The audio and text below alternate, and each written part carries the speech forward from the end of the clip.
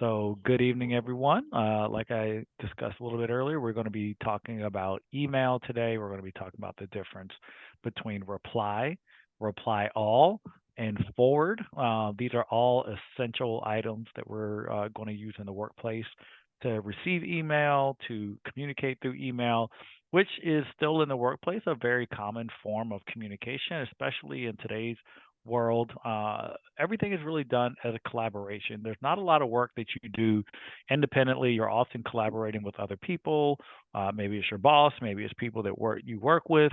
But bottom line is, most things happen through collaboration these days. You might own a piece of a project, but normally you're collaborating, working with other people to get to the resolution on that project. And so it's important to understand how to use email, when to use it, and the different ways to use it, and when it's appropriate to use those different ways. So we're going to talk about all of that today. We're going to have some exercises we're going to go through. And the rest of this month, we have one more class on email etiquette and just kind of ways to use email in the corporate environment, and then we'll wrap up with some assessments at the end of the month before we move on to our next topic in April. So with that, I will go ahead and get started. Um, so let's see here. So of course, the first thing I want to just talk about, very basic, and I know most of you guys know this, but I'm going to go ahead and share my screen. Let's see. So as you can see here, this is what a normal email looks like, right? So normal email is you have this person here. Let's say this is Jack. I'm actually going to add some text in here just so we can talk about different players. Let's say this is Jack, right? And Jack sent an email to some people, and let's see, he sent it to person one. And then we're going to just make a few other people here real quick. So we're going to have this. So Jack sent the email to these 5 people. And I'm just going to go ahead and change their numbers. So person one, person two, three, 4, and 5. And so Jack sent the email to these 5 individuals and said, "Hey, everyone, whatever's going on, and just please know that we have this event coming up. Let's say it was a Mission Africa event. We have class coming up on Thursday at 6 p.m. Here's the link. Everybody, please attend if you can." Right? So that's what a normal email is going to look like. It's pretty basic. It goes from one person called the sender. Code goes from the sender, who would be in this case Jack, and he's sending that email to person one, two, three, 4, and 5. So he would be the sender, they would be the recipients. Okay. So again, just to show you, I know most of us use Gmail. This is what it would look like in Gmail. And you have a couple options here that I want to talk about. So obviously, because you're logged into your Gmail account, you don't obviously have to say who it's from. It's going to be coming from you. But in the two, you can just start typing names in Gmail and it'll pick it up. So I'm just going to type in my personal one. So as I typed in my first name, anybody with the name Eric came up, right? So I can just select from this list who I want to send it to, and I can continue to type. I'm going to have my wife in there. There's her. So that is the two line right there. I'll come back to these in a second. And then, of course, normally we would have a subject, upcoming class. Okay. And then you would just hit send. Okay. One really cool feature that a lot of folks don't know about in Google or in Gmail is that you can actually have a send option. So you could do this from your phone and in the Gmail app. You can't do it from the Mail app on your phone. If you have an iPhone, you can't do it from the Mail app. But if you have the actual Gmail app, or if you are on a computer and logged in like I am here, obviously normally you would just hit this button to send that email, right? It sends it to these people in the two line. You're good to go. But right here, just to the right of the send button, there's this down arrow for more send options. I love this, by the way. This is really cool. You can schedule the send. Anybody ever been working like really late at night, put your kids down and you get on the computer or you got something to do and you're like, man, I don't want people to know I sent this email at 11 o'clock at night or 12 a.m. Well, you can schedule the send now. So if you just click here, I can schedule this email to go out at 8 a.m. tomorrow morning. So if I hit send right now, right after I pick this time and this date, then I can hit send and it won't send immediately. It won't send it until tomorrow morning at 8 a.m. So one of the fun things is you can also pick your own, or you can do tomorrow afternoon or Monday morning first thing, right? Sometimes I personally catch up on a little bit of work on the weekend, and I don't necessarily need everyone that I work with to know I'm working on the weekend to catch up. So maybe I will schedule an email at work to go out first thing Monday morning. Also, I don't want other people to feel like they need to read my email on the weekend. And so I may schedule an email to go out Monday morning first thing, but I might do it on a Saturday or Sunday while I have a little bit of capacity to think about it. But I can kind of check that block and know that I've already sent it right here. And then if you don't want to use any of these three options, you can also pick a date and time. So I could go here and I could say, you know what, I want to send an email next Thursday. I want to send it at, I don't know, 5 p.m. Then I could hit schedule send, and it will send this email at 5 p.m. Next Thursday. So that's also an option. It's a really nice feature, but I won't use it today. But of course, in this situation, I would just normally hit send here. I'll go ahead and do it. Why not? Okay. So there you go. So email sent, and it shows down here, message sent, so you know that the message was sent. So that is your basic email, right? It's going from one person. Maybe they're sending it to one person, or they might be sending it to multiple people. And so that's again just your sender and your recipient over here. So if you received that email, let's say you're person one, and you received that email, and you had a question for Jack, you would use the reply button. Okay. And I'll show you what the reply button looks like. It's going to look like this. So the reply button looks like that. Okay. So in your Gmail, it looks very similar to this. I'll pull up my Gmail here. And let me just go into a email. So here you can see I just emailed myself a little earlier, and it's from my personal email to my Summit. And it just said, "Hi, you are qualified. Please apply for this job." But they forgot to include the link. So in this case, you might say, "Well, I need to reply and ask a question because I don't understand where's the link, where's the job." And so you would use this button here. So you see this reverse arrow. So this arrow going back to the left. This is how you reply to the sender and ask a question, right? So again, it's almost like text messaging where you just would reply. So in this case, I would hit reply and say, where is the link? And hit send. And so you have now replied, and Gmail is nice because it shows you that the original email came in 14 minutes ago at 6:01. And then it shows here that I replied at 6:16 minutes ago. So you can keep track of what we would call as an email thread. An email thread, THREAD, an email thread is how we keep track of a conversation in email. So this would be called an email thread when you start going back and forth with the person. Again, here in this situation, we just have a normal reply. And this person one just sent the email back to Jack and said, "Hey, I have a question. Where's the link?" So that's your normal reply. That's very standard. I know most of you guys are probably familiar with that. Okay.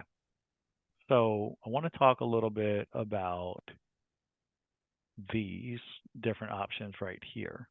Has anyone on the call ever used, when you're writing an email, I'm just going to go ahead and put me in there, CC myself, and then blind CC. So there is the two, which we know about, CC. So this line here, these people on this line are also going to get the email.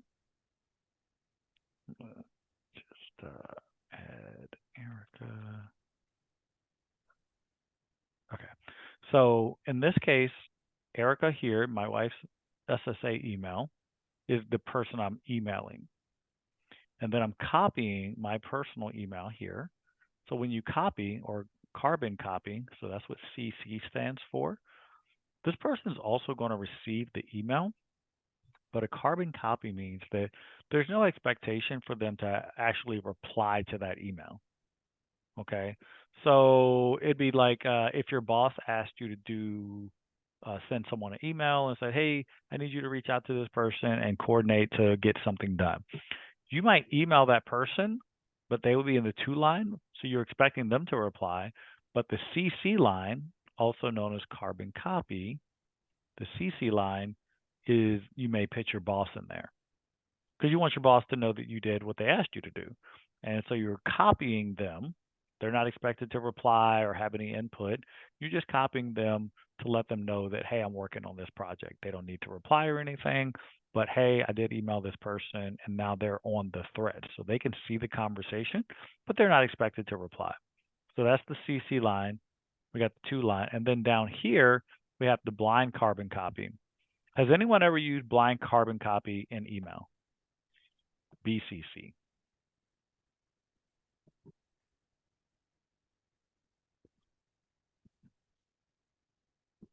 Okay, got it. So blind carbon copy is very interesting. So as we know, normally when we send an email or receive an email, especially if you receive like a big advertising email, it looks like it just came from the advertiser to you. But oftentimes those emails are actually going to thousands and thousands of people. But what they did is they add everyone as a BCC or blind carbon copy. So I could put hundreds of people in the BCC line, and the email is going to be received by each of those people, but they will not see that it was a mass email. It will just look like it only came to them. Okay, so there's a couple advantages of BCC. I work with an organization where I sometimes send out an email to hundreds of people to advertise upcoming training, right? And people have signed up for these training emails, but they have not given me authority to share their email address with everyone else in the group. They have given me their email address so that I can communicate with them about upcoming training, which is great. But I have to be careful when I send out an email about an upcoming training because if I just use the to line or even the CC line, everyone that receives that email is going to see everyone else's email address. Okay. And I don't want to do that. They didn't give me authority to share their email address with the other 100 or so people on the email. And so the advantage of using BCC is that when I email, let's go look at it.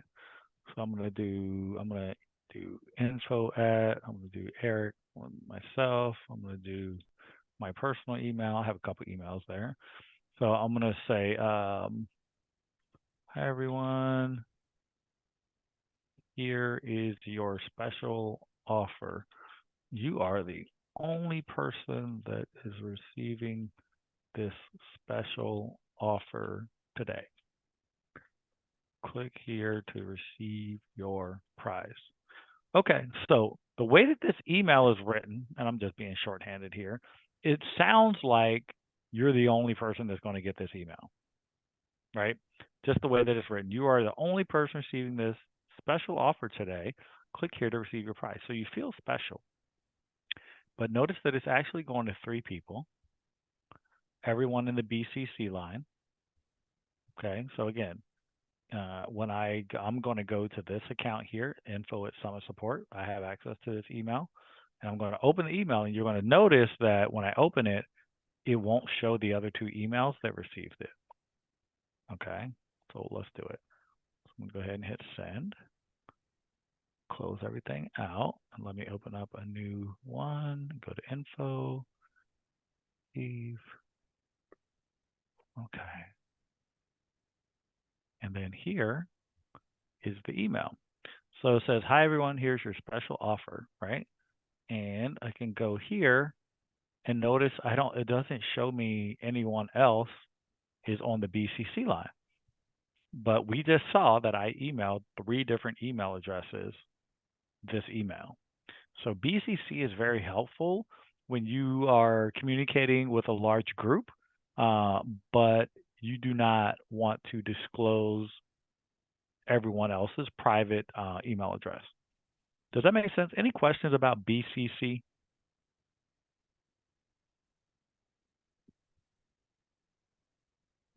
No? Okay. Okay. So I just wanted to cover that what the BCC is. And again, CC. So a couple questions before we move on. So what does CC stand for? If you CC someone, what does it stand for? Carbon copy. Carbon copy. And when do we use CC? When you want to notify somebody, but you don't want a reply. Yeah, exactly. They don't need to reply, but you're just keeping them in the loop, right? Let's say church, the pastor asked you to send an email out to the congregation to make an announcement. You would send it, the to line would include the congregation members, but you might CC the pastor. So he has visibility that, hey, that email went out that you asked me to do, right? And then what about the BCC line? What does BCC stand for?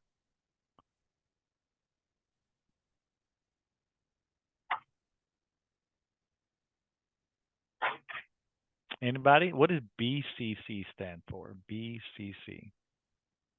This one right here. What does this stand for? Blind carbon copy. Blind carbon copy. Exactly. And when do we use BCC?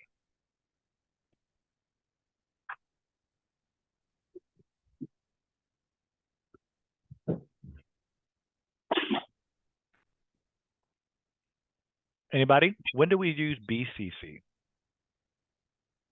When you're sending to multiple people. Right. And it doesn't disclose their personal email, right? So let's say someone has entrusted you with, you work at a large organization and they say, hey, we want to send an email out to 1,000 people, inviting everyone to attend an upcoming event. You don't want all 1,000 people in the to line. That's going to be too much.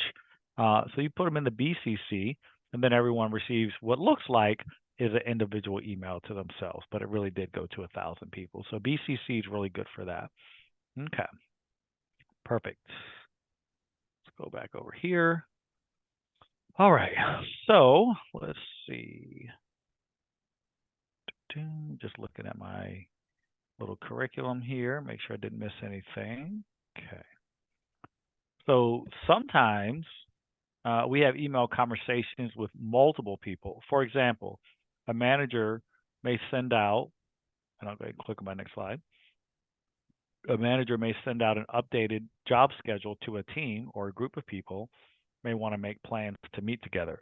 So this is a very common scenario where someone will email a group and say, hey, everyone, I need to know when you guys are available. We'd like to set a meeting where we can all get together and discuss the upcoming project. Well, in that case, it is important to reply all to that email because you want everyone to see your reply so they understand when you're available. Okay, so let's see. I think I have an email here. Let me pull it up.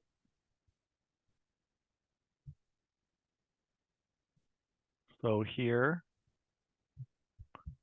is an email that I sent earlier, 22 minutes ago. It's funny. My wife actually replied to it from her phone. That's funny. So here I sent the email from my personal email. I sent it to my Eric.Hunter Summit Support. I also sent it to my wife here. And I say, can everyone meet tomorrow after school? Please reply all. So when you're asking people to reply all, if they reply, just like we see here, so in this case, this individual sent the email to 5 people, but this person decided, hey, I want to reply to everyone. So you would hit reply all.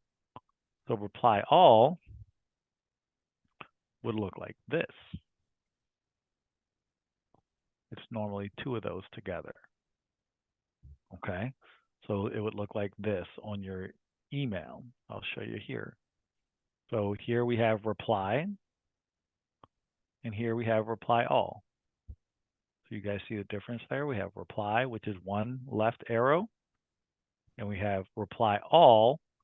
So if I reply all, notice that it adds everyone's email.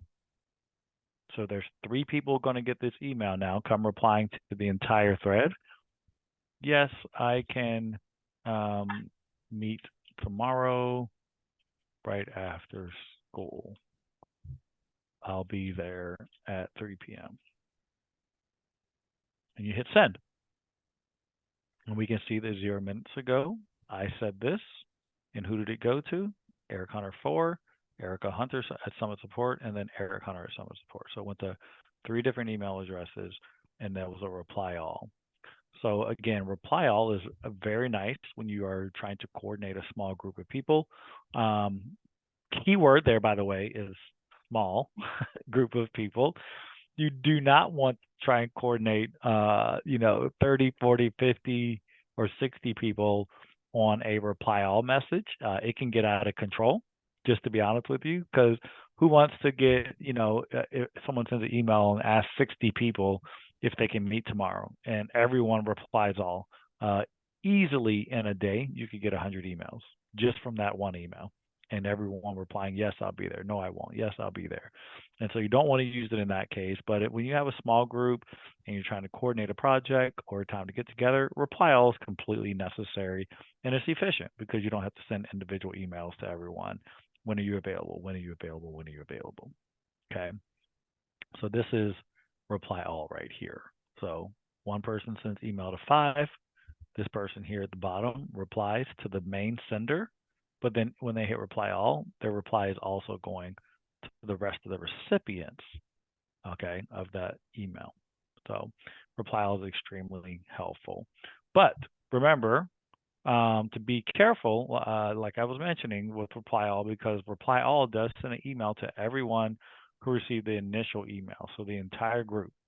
So it's really only necessary when you need to respond for the entire group, right? When you want to respond only to the sender, reply is completely useful. For example, let's say I have an extra unneeded calculator and I email a class and I ask everyone, hey, everyone, I have an extra calculator. Does anyone want it? If you wanted that calculator, you could reply to the message. There's no need to reply all because everyone in class doesn't need to know that you need a calculator. You only need to tell the sender of that email, right? So, okay. Let's do some exercises. How about that? This is going to be fun. And these exercises are interesting because there's not necessarily a completely right or wrong answer. There's just preferences. So let's go through these together. These are going to require some participation from you guys.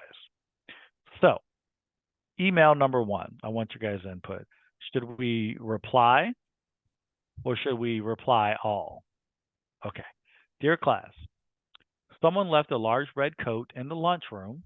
If the coat is yours, please respond to this email so we can give it back to you. Thank you, the principal. If you receive this email and the coat was not yours, would you reply all, or would you do nothing?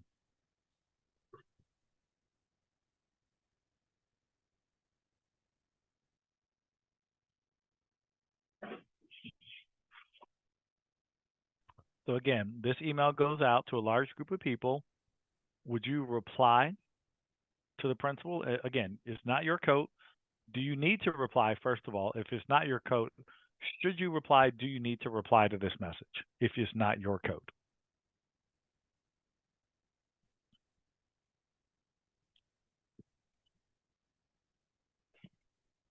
I don't think you do, right? No, Because no. the principal could have sent this to the entire school, right? And said, hey, someone left a large coat in the lunchroom. That could be hundreds of people on that email.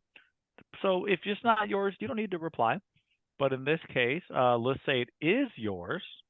Would you reply or would you reply all? Reply to the principal. I agree. I think reply is probably the most appropriate response here. I can hardly hear you. Oh, you can't hear me? Can everyone else hear me okay? Yes. Okay.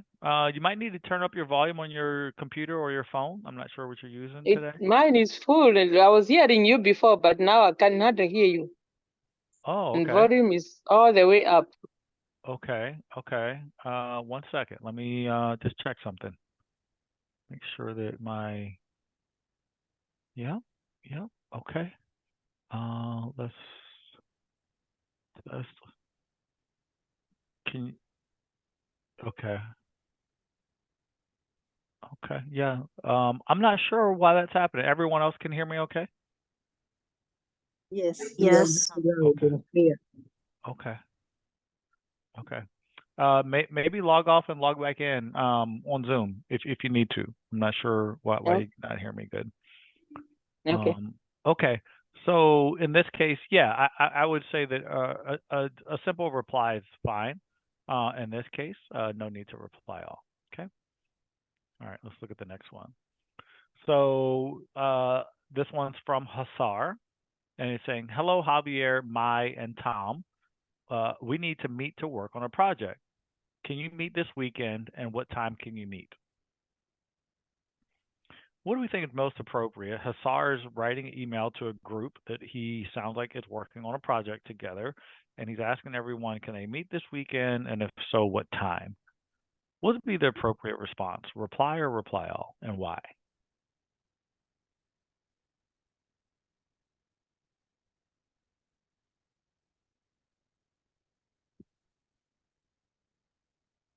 What do you guys think? Reply or reply all?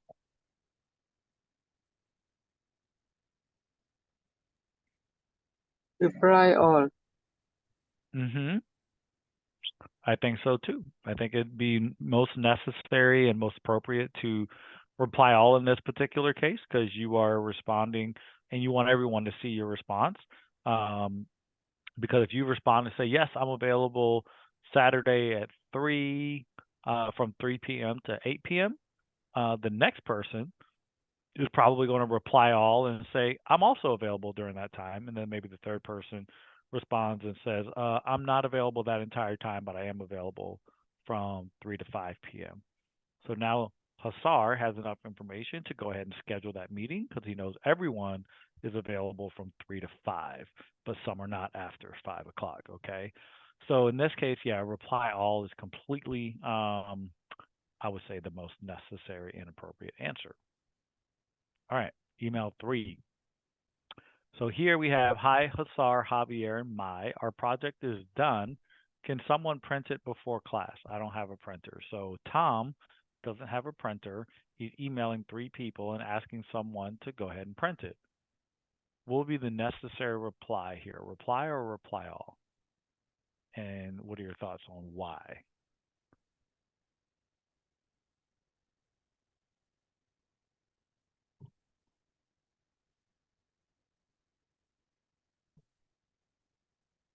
So it says, hi, Hassar, Javier, and Mai. Can someone print it before class? I don't have a printer, the project. If you were Javier and you had a printer and you wanted to tell them, hey, I can print it, would you reply directly or would you reply all?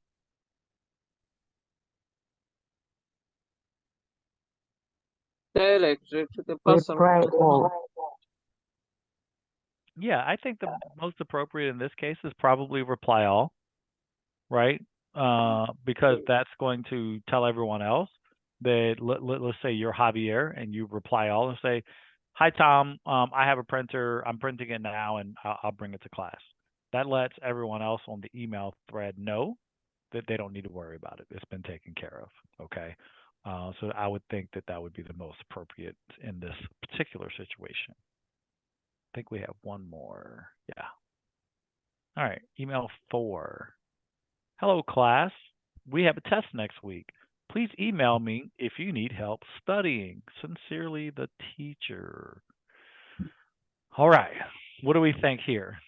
Do we need to reply all or just reply? Reply. Yes. And why? Why not reply all? It's specific to a certain, it's a teacher on record. Fun. Exactly. It'd be most appropriate in this case to go ahead and just reply, "Hi, teacher. Thank you for the email. I would love some help studying for the test," right? And then the teacher can help you get the appropriate help. But you don't want to necessarily air your laundry with everyone in class and reply all and say, "Oh my goodness, I need help. This is so hard," right? I want to talk a little bit more about this reply all. So where I work at, there's a such thing called a reply all bomb, and every now and again, maybe once or twice a year, the company sends out an email to everyone, right? I mean, any company you work at, right? They send emails to all their employees and, "Hey, this is going on," or "This is going on," and this happens to be a very large company with thousands and thousands of employees. And every now and again, someone will reply all to an email that goes out to those thousands of employees. And then it starts a wave of people reply alling. And I remember one morning I woke up and I literally had, I want to say like 1,200 emails. And I said, "Why do I have 1,200 emails? What is going on?"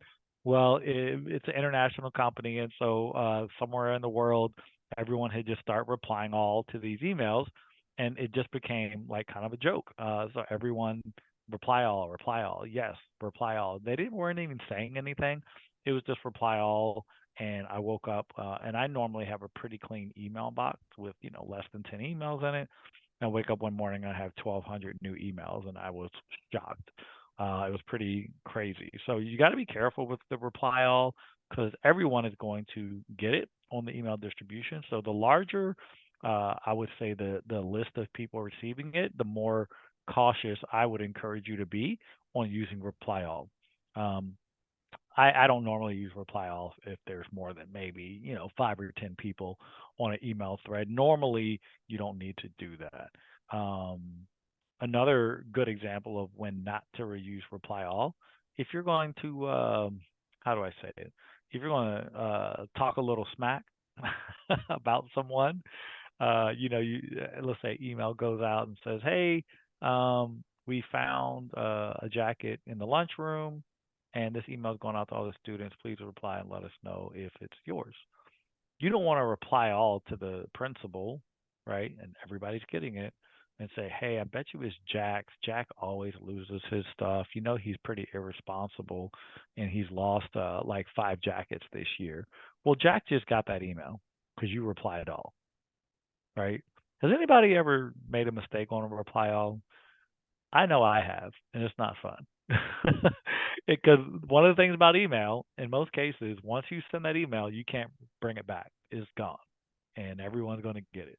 So just be careful with the reply all. I would encourage you to be very careful with that, as a matter of fact. Okay. Any questions on reply versus reply all?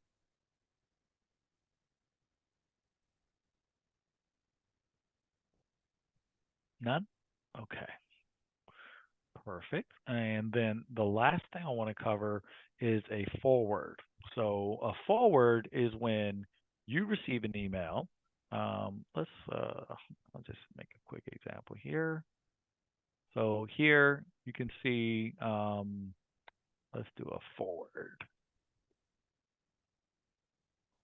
So a forward is going to look like this. Just go ahead and make it insert shape. It's going to look like that, right? And a forward is when let's say these people didn't get the email. You were the only person that received the email, and then you want to forward it. Obviously, that means that you're sending that email now to someone else. And so in this case, let's say you wanted to forward it to this person up here. So person A sends email to you, and then you say, "Hey, actually, I want to include someone else in this email." You can forward it to them. Okay, so that's one way to let them know the information. Sometimes, though, you want to reply to this person over here, and you want to add your boss, maybe, right? Maybe that you're communicating with someone and you feel like you need to add your boss, so you can add them to the reply.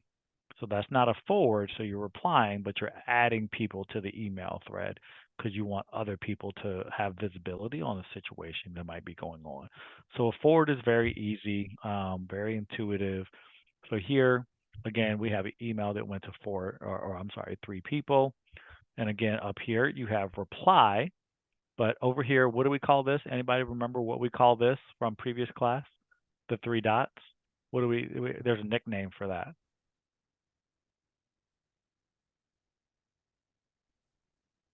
Which one is that? The three dots right here. Anybody remember what we call that?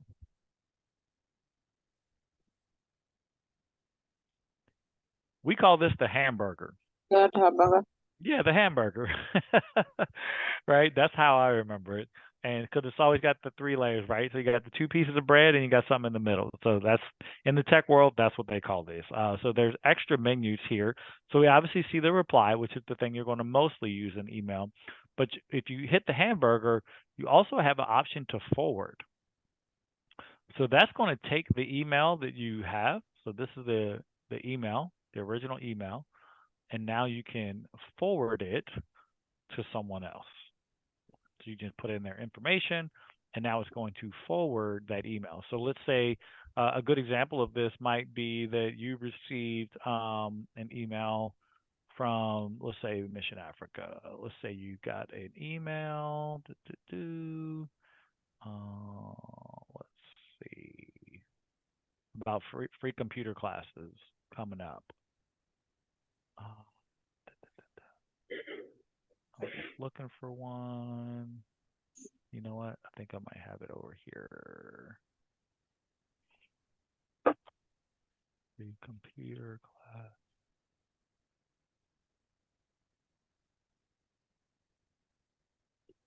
Oh, I don't see it. But anyway, bottom line is you get an email and you decide that, let's say this Mission Africa email here. So you see something in it and you say, oh, there's an African community leaders launching, and you want to let somebody else know about that because maybe they didn't get the email. So you can come here, come to the hamburger, and hit forward, and just add their email right there, and then they will receive the copy of the original email. Okay, so it's pretty basic, pretty simple, and that's a good way to spread information, especially if you know someone that needs the information, didn't receive that email. Okay. Any questions, you guys? That's essentially what we're discussing today. I want to go through one more exercise just to make sure we are good. Go here. So we're going to match these words over here on the left to the definitions on the right, just to make sure we have a good understanding. I'd like to have you guys participate in this exercise, and I will connect them. So over here we have the definition. This person is the one who sent an email. What's the name of the person who sent an email? What do we call them? Out of these options over here. Sender. The sender, right? Easy. Okay. The person that sends a response only to the sender, or what do we call it when you send a response only to the sender?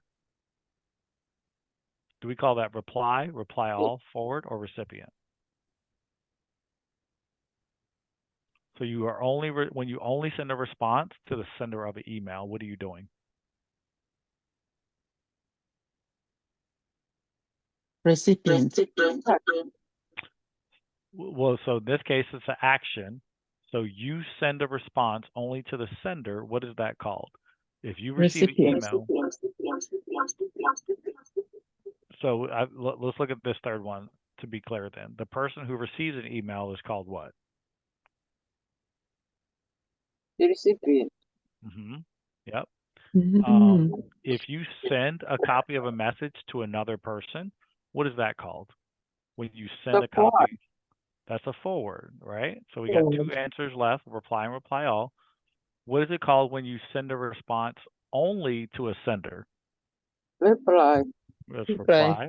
Yep. And then when you send a response to the sender and everyone else who received the email. Reply all. Reply Okay, all, all. right? And then down here at the bottom, what is this one? What does this arrow mean? Reply, One reply, person. Reply to one person. reply. One person. Okay. What about this one over here? What's this one? Forward. Forward. And then this one in the middle? Right. Reply all. Exactly. There you guys go. Okay, so that's our lesson for today. Pretty simple, straightforward one, but it's an important lesson because you really want to understand reply all. Also, the blind carbon copy and the carbon copy are very important in your email when you're using a professional email and you're sending a professional email.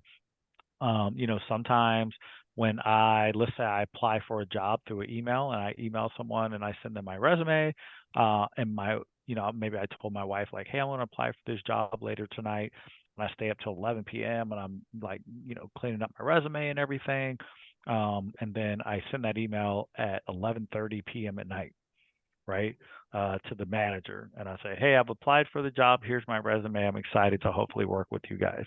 Well, I may blind carbon copy my wife on that. Again, and no one's going to know that I copied her on the email.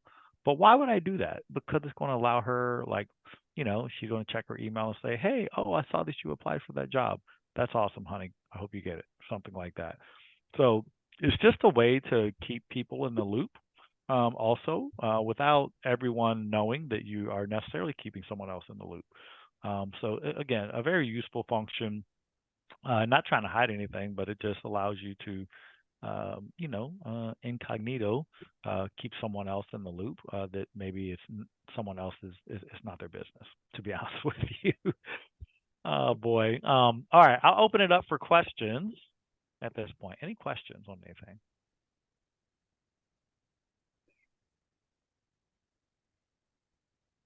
No questions? Okay. All right. Well, I just want to close with some resources that we have available.